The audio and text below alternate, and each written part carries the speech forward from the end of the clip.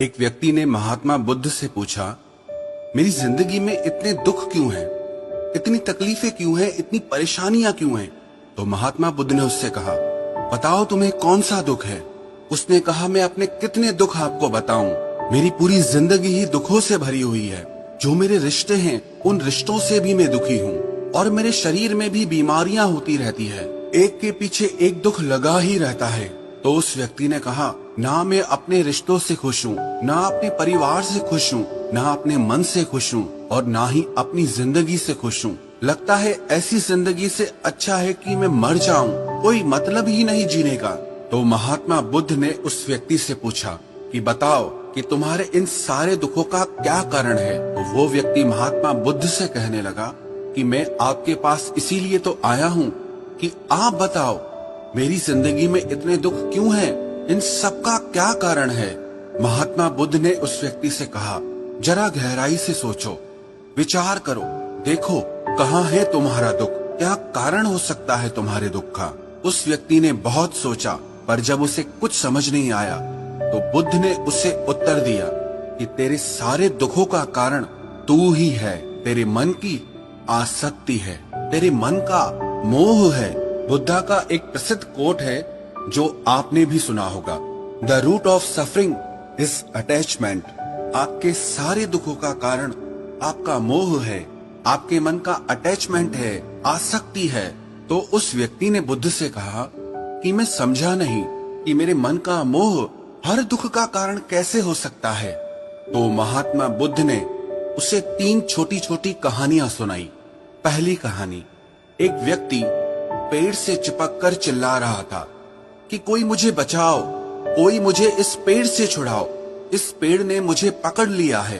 तो वहां से एक गुरु और शिष्य गुजरे। उस शिष्य ने अपने गुरु से कहा कि गुरुदेव, इस आदमी की मदद करनी चाहिए, ये इस पेड़ से चिपक गया है, इसे छुड़ाना चाहिए। तो उसके गुरु ने अपने शिष्य से कहा कि इसकी मदद कोई नहीं कर सकता। तो वो शिष्य हैरान होकर पूछने लगा कि ऐसा क्या है कि इसकी कोई मदद नहीं कर सकता? तो गुरु ने कहा कि इस व्यक्ति ने खुद ही पेड़ को पकड़ लिया है, और जिस इंसान ने खुद किसी चीज को पकड़ा हुआ है उसे कौन छुड़ा सकता है, उसे कौन बचा सकता है? ऐसे ही बुद्ध ने कहा कि तुमने भी सारे दुखों को खुद ही पकड़ा है कि ये मेरा है, ये छूट न जाए, ये मेरे पास रहना चाहिए, ये मुझे मिलना चाहिए, और तेरे सारे दुखों का कारण ये मैं और मेरे का बंधन है। फिर बुद्ध ने उसे दूसरी कहानी सुनाई कि जैसे एक मकड़ी वो खुद ही जाला बुनती है, और जाला बुनते बुनते एक दिन ऐसा आता है कि वो उस जाले में खुद ही फंस जाती है। वो चाहकर भी उस जाले से बाहर नहीं निकल पाती है। ऐसे ही तूने भी अपनी जिंदगी में कितने ही रिश्ते बनाए हैं, कितनों से मोह लगाया है, कितनों को अपना माना है, और उनमें मोह रखने के कारण आज वो तुझे दुख दे रहे हैं।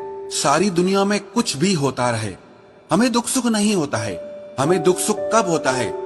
जब हमारे अपने के साथ कुछ होता है, या हमारा अपना हमारे साथ कुछ करता है। फिर महात्मा बुद्ध ने उसे तीसरी कहानी सुनाई कि शहद से भरे एक पात्र में एक उड़ती हुई मक्खी घुस जाती है। उस शहद के मीठे रस में उसे बहुत आनंद आता है, वो बहुत प्रसन्न होती रहती है, और अगर वो चाहे तो थोड़ा सा शहद का रस लेकर के वहां से उड़ सकती है।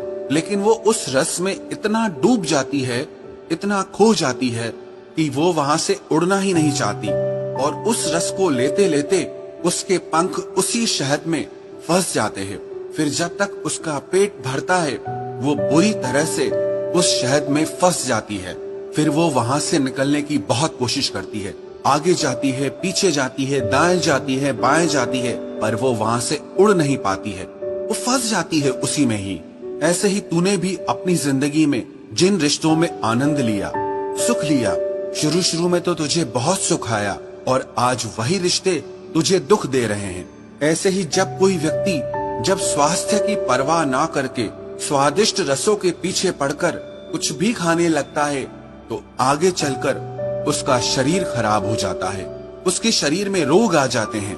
ऐसे ही जब मन संसार की बहुत सारी आशाएं कर लेता है, तृष्णाएं और वासनाएं कर लेता है, तो उसके मन में धन का लोभ आ जाता है और फिर चाहे उससे कितना भी धन मिलता रहे, उसकी तृप्ति कभी भी नहीं होती। वो हमेशा धन से अतृप्त रहता है और फिर इससे उसके मन में दुख का जन्म होता है। फिर उस व्यक्ति को एहसास हुआ कि महात्मा बुद्ध बिल्कुल सही कह रहे हैं। यही वजह है मेरे